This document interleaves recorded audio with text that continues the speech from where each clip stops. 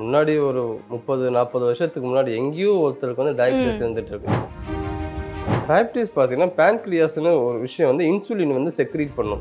அந்த இன்சுலின் வந்து சரியா செக்ரீட் பண்ணலனா ஸோ அடிப்படை பிரச்சனை வந்து செரிமான கோளாறு. செரிமான கோளாறு வரும்போதே அதை நம்ம வந்து கேர் பண்ணணும். எங்கே போனாலும் செருப்பு போட்டுன்னு தான் போகணும், ஷூஸ் போடணும். உணவை பொறுத்த வரைக்கும் என்னெல்லாம் எடுக்கணும்னா, முதல்ல எடுக்காதது நம்ம பார்க்கணும்னா வாழைப்பழம் எடுக்கக்கூடாது. மொத்தமாக க்யூர் பண்ணுறதுக்கு எல்லாமே ஃபாலோ பண்ணணும். சொன்ன ஃபுட்டு. FT ஹெல்த் வியூவர்ஸ் எல்லாருக்கும் ஒரு பெரிய ஹாய். இன்னைக்கு நம்ம கூட சித்த வைத்தியர் கலைவாணன் சார் தான் இருக்காரு. அவரோட பேசலாம். வணக்கம் சார். வணக்கம் சார். ஆக்சுவலா இப்போ வந்துட்டு டயாபெட்டிஸ் அப்படின்ற ஒரு நோய் வந்துட்டு ஒரு ஒரு ஒரு ஏஜுக்கு அப்புறமேட்டு எல்லாருமே ஃபேஸ் பண்ணிக்கிட்டு இருக்க ஒரு விஷயம் தான். ஆக்சுவலா டயாபெட்டிஸ் வந்துருச்சுன்னா உடல்ல எந்த இடத்துல காயங்கள் வந்தாலும் அது வந்துட்டு சீக்கிரம் ஆறாது, பிளட் வந்துட்டு போயிட்டே இருக்கும். அதனாலேயே வந்துட்டு நிறைய பேருக்கு உயிர்லாம் கூட போயிருக்கு. இதுல மெயினா வந்துட்டு இந்த காலில் வரக்கூடிய அந்த புண் வந்துட்டு ரொம்பவே அதிகமாயிடும், அவங்களுக்கு ரொம்ப சீக்கிரம் ஆறாது. ஸோ அந்த கால் புண் பத்தி சொல்லுங்க சார். அது எதனால ஏற்படுது, எந்த மாதிரியான பாதிப்பெல்லாம் ஏற்படும் அது வந்துச்சுன்னா? கரெக்டாக நீங்கள் சொன்ன மாதிரி நிறைய பேருக்கு வந்து டயபிட்டிஸ் இருக்கு. முன்னாடி ஒரு 30-40 வருஷத்துக்கு முன்னாடி எங்கேயோ ஒருத்தருக்கு வந்து டயபிட்டிஸ் இருந்துட்டு இருக்கு. இன்னைக்கு வந்து வீட்டுக்கு வீடு ஒரு டயபிட்டிஸ் பேஷண்ட் இருக்காங்க. எக்ஸாக்ட்லி. ரொம்ப நார்மலா ஆயிடுச்சு டயபிட்டிஸ். டயபிட்டிஸ் இல்லைன்னு சொன்னதை ஆச்சரியமா பாக்குறாங்க.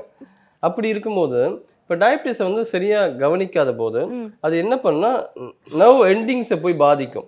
அப்போ அவங்களுக்கு வந்து மரத்து போயிடும். அப்போ அவங்க வந்து செருப்பு போடாம அவங்க ரெகுலரா வாக் பண்ணும்போது எங்கேயோ போய் இடிச்சுக்கிறாங்க.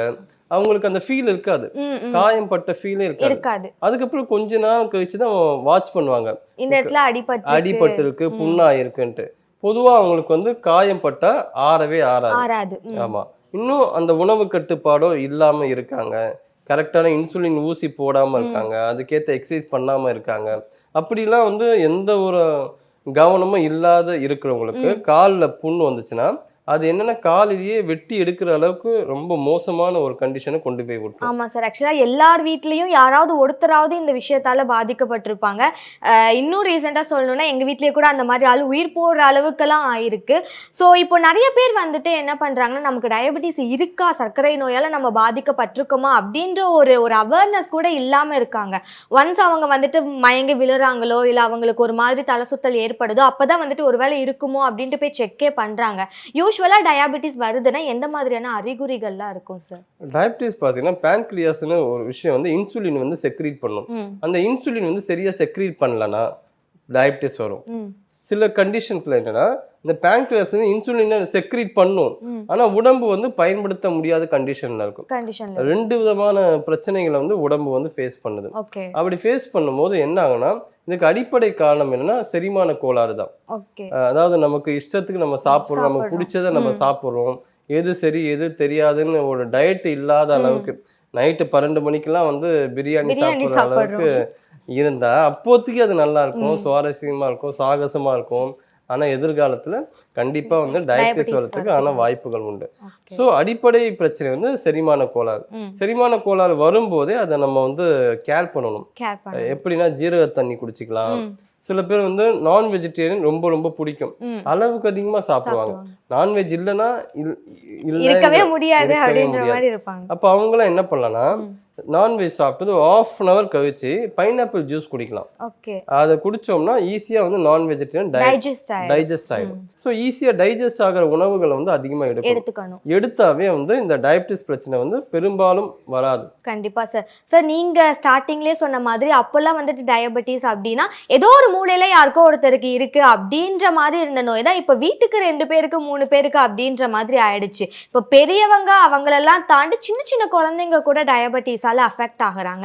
ஏன் சார் அவங்களுக்குலாம் பாதிக்கக்கூடிய ஒரு ரீசன் என்ன? அண்ட் அவங்களுக்குலாம் வருது அப்படின்னா யூஸ்வலா டயபெட்டிஸ் வந்தாலே காயம் பண்ணிக்காதப்பா, புண்ணு ஆறாது அப்படின்னு சொல்லுவாங்க. ஸோ குழந்தைகளுக்கும் அந்த மாதிரி புண்ணு ஆறதுக்கு சான்சஸ் இருக்கா?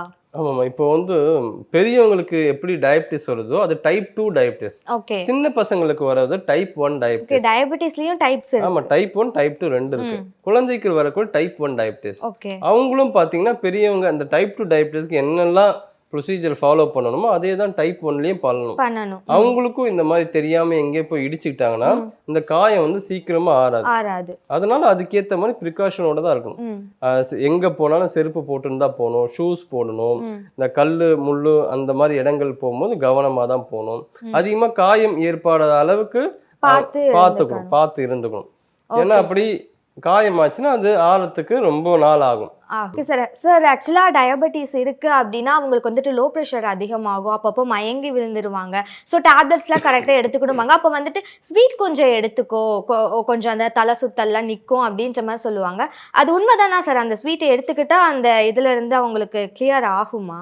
லோ பிபி வந்து எது ஹேண்டில் பண்ணணும்னா கிட்னி தான் ஹேண்டில் பண்ணும். ஓகே. கிட்னி வந்து நார்மலாக இருந்தாவே பிபி வந்து நார்மலாக இருக்கும். இப்போ டயபிட்டிஸ் வந்து அதிகமாக இருந்துச்சுன்னு எது லிவர் பாதிக்கு லிவர் பாதிச்சா கிட்னி பாதிக்கும், கிட்னி பாதிச்சா ஹார்ட் பாதிக்கும். ஒவ்வொன்றுக்கும் ஒரு கனெக்ட். ஆமா. இப்போ அப்படி லிவர் அதிகமா பாதிச்சு கிட்னியை பாதிக்கும் போது லோ பிபி அதிகமா வரும். அப்போ லோ பிபி இருக்கிறவங்களுக்கு என்ன பண்ணணும்னா உப்பும் சர்க்கரையும் சேர்ந்து தண்ணியில கலந்து எடுத்துக்கணும். அப்படி எடுத்துக்கிட்டோம்னா அந்த வாட்டர் இம்பேலன்ஸா ஆகாம தடுக்கும். சார் இப்போ சொன்ன மாதிரி நிறைய பேர் வந்துட்டு டயபெட்டிஸால வந்துட்டு அஃபெக்ட் ஆகி இருக்காங்க. பட் நிறைய பேருக்கு என்ன பண்ணணும், நம்ம கரெக்டான விதத்துல தான் போயிட்டு இருக்கோமா, இதை ட்ரீட் பண்ணிட்டு இருக்கோமான்ற டவுட்டே இருக்கும். ஸோ ஒன்ஸ் நம்ம டயபெட்டிஸால அஃபெக்ட் ஆயிடுறோம் அப்படின்னா என்னெல்லாம் பண்ணலாம், என்னெல்லாம் பண்ணக்கூடாது?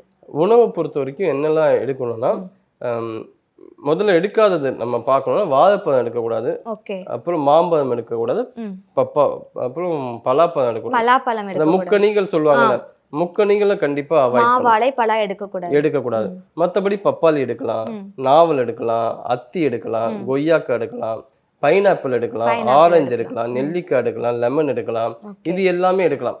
ஏன்னா நிறைய பேருக்கு சுகர் வந்துட்டாவே எதை சாப்பிடணும் எதை சாப்பிடக்கூடாது தெரியல, மொத்தமா எல்லாத்தையும் நிறுத்திடுறாங்க. ஐயோ எனக்கு சுகர் இருக்கு, நான் இதை சாப்பிட மாட்டேன் அதை சாப்பிட மாட்டேன். மெயினா சாப்பிடக்கூடாது இந்த 3 தான். முக்கணிகள் வந்து அந்த துவர்ப்பு சுவை இருக்கிற ஃப்ரூட்ஸ் எதுனாலும் நம்ம எடுத்துக்கலாம். அந்த ஸ்வீட் கண்டென்ட் இருக்க அந்த முக்கணிகள் மட்டும் எடுக்கக்கூடாது. அது எடுத்தோம்னா சுகர் லெவல் அதிகமாயிடும். அதனாலதான். மற்ற பப்பாளிலாம் ரொம்ப நல்லா கேட்கும். நாவல் வந்து பெஸ்ட், சுகரை வந்து நார்மலுக்கு வச்சுட்டு இருக்க நாவல் வந்து ரொம்ப பெஸ்டா வேலை செய்யும். ஆக்சுவலா இப்போ ஹோம் ரெமெடி அப்படின்றது எல்லாத்துக்குமே வந்துருச்சு, சின்ன சின்ன விஷயத்துல இருந்து ஸ்டார்ட் பண்ணி பெரிய விஷயம் வரைக்கும் வந்துருச்சு. ஸோ பாட்டி வலி வைத்தியம் டயபெட்டிஸ்க்கு இருக்கா சார்? ஆமாம்மா, அப்போத்துல இருந்து வீட்டுலயே நம்ம சின்ன சின்ன விஷயங்கள் செஞ்சு எடுத்துக்கலாம்.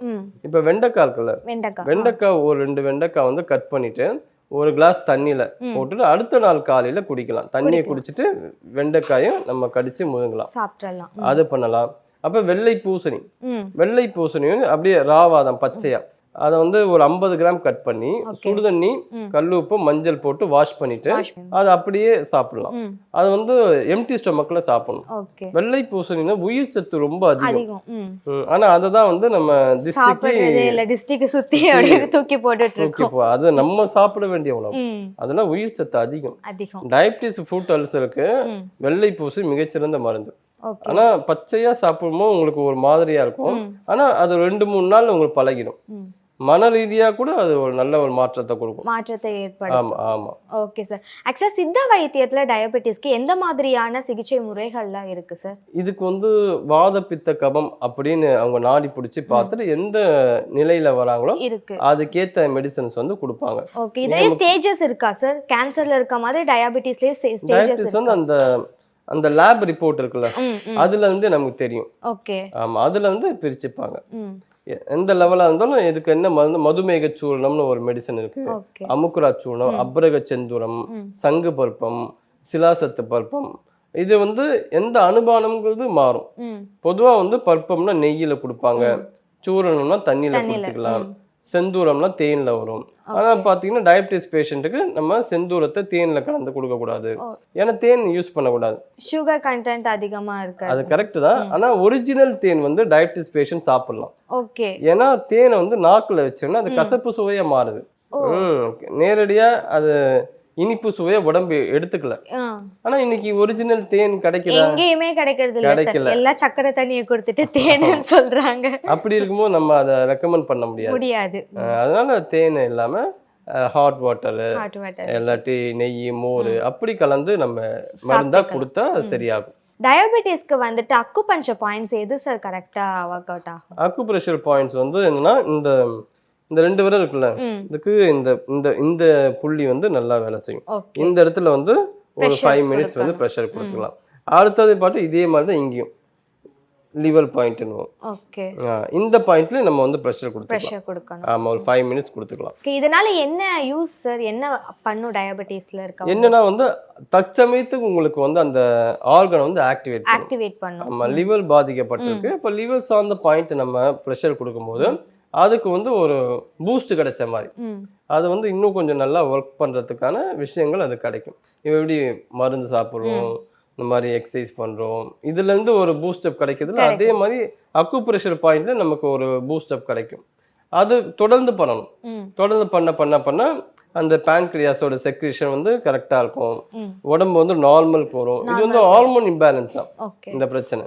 இது சரி பண்றதுக்கு அக்குப்ரெஷர் ரொம்ப நல்லா வேலை செய்யும். சார் ஆக்சுவலா டயபெட்டிஸால ஒருத்தங்க அஃபெக்ட் ஆறாங்க அப்படின்னா ஒன்ஸ் அவங்க அஃபெக்ட் ஆகி அவங்க வந்துட்டு சாகுற வரைக்குமே வந்துட்டு டேப்லெட்ஸ் மட்டும் தான் எடுத்துட்டு இருப்பாங்க, ட்ரீட்மெண்ட்ஸ் போயிட்டு இருப்பாங்க. பட் அவங்களுக்கு அது ப்ராப்பரா கியூர் ஆகுதா அப்படின்னு கேட்டா அது எப்பயுமே கொஸ்டின் மார்க் தான். யூஸ்வலா டயபெட்டிஸ் வந்த நிறைய பேர் இறக்குற அளவுக்குலாம் போயிருக்காங்க. ஸோ இதை வந்துட்டு மொத்தமா கியூர் பண்றதுக்கு ஒரு வழி இல்லையா சார்? மொத்தமா கியூர் பண்றதுக்கு எல்லாமே ஃபாலோ பண்ணணும். சொன்ன ஃபுட்டு, எக்ஸசைஸ், முத்ராஸ் எல்லாமே தொடர்ந்து கண்டிப்பா ஃபாலோ பண்ணிட்டே வந்தா இந்த பிரச்சனை வந்து கண்டிப்பா மாற முடியும். ஃபுல்லா கியூர் பண்ண முடியும். Okay sir. சார் நீங்க உங்களோட முத்திரை டயபெட்டிஸ்க்கு எது வந்துட்டு ஒர்க் அவுட் ஆகும் சார்? அபான முத்திரை நல்லபடியா ஒர்க் அவுட். அபான முத்திரை வந்து இதுதான் அபான முத்திரை. ஓகே. அபான முத்திரை பண்ணலாம். இதுவும் வந்து ஒரு 20 மினிட்ஸ். எப்போ ஓய்வா எப்போ ரெஸ்ட் இருக்கோ அப்போ பண்ணலாம். ஆமா, எப்போ நீங்க ஃப்ரீயா இருக்கோ சாதாரண மடியில வச்சுக்கலாம். வச்சுக்கிட்டு ஒரு 48 டேஸ் பண்ணோம்னா கண்டிப்பா ஒரு எஃபர்ட் கிடைக்கும். சார் ஆக்சுவலா அளவுக்கு மீறினால் அமிர்தமும் நஞ்சு அப்படின்னு சொல்லுவாங்க. யூஸ்வலா அது வந்துட்டு உணவு அப்படின்றத தாண்டி நம்ம செயல்பாடுகள்லையும் ஒரு சிலது அதிகம் பண்றோம் அப்படின்னா அது ஆபத்தை தான் விளைவிக்கும் அப்படின்னு சொல்றாங்க. இப்போ நீங்க சொன்ன முத்திரை வந்துட்டு ஒரு நாளைக்கு 20 மினிட்ஸ் நீங்க ரெஸ்ட் எடுக்கும் போது பண்ணலாம் அப்படின்னு சொன்னீங்க. ஆனா ஒரு சிலர் வந்துட்டு என்ன பண்ணுவாங்கன்னா, நான் எப்பெல்லாம் ரெஸ்ட்ல இருக்கணும் அப்பெல்லாம் நான் பண்றேன் அப்படின்னு சொல்லிட்டு அந்த 20 மினிட்ஸ் அப்படின்றத தாண்டி நிறைய நேரம் பண்ணுவாங்க. ஸோ அந்த மாதிரி பண்ணலாமா? எதுவும் பாதிப்பெல்லாம் ஏற்படாதா? இல்ல, அந்த அளவு பெரிய அளவுக்கு பாதிப்பலை ஏற்படுத்தாது. என்னன்னா அதுக்கப்புறம் அதுவே போதும்னு மைண்டே ஸ்டாப் பண்ணிடும். ஆமா, மைண்டே நம்மளை கைட் பண்ணும். இது வரைக்கும் போதும், வேற வேலையை பாருன்னு அதையே நம்மளை கைட் பண்ணிடும். Okay sir, thank you so much sir. ஆக்சுவலாக நிறைய டீட்டெயில்ஸ் கொடுத்துருக்கீங்க. மேபி இது வந்துட்டு யூஸ் ஆகும் அப்படின்னு நினைக்கிறேன். ரொம்ப நன்றிம்மா.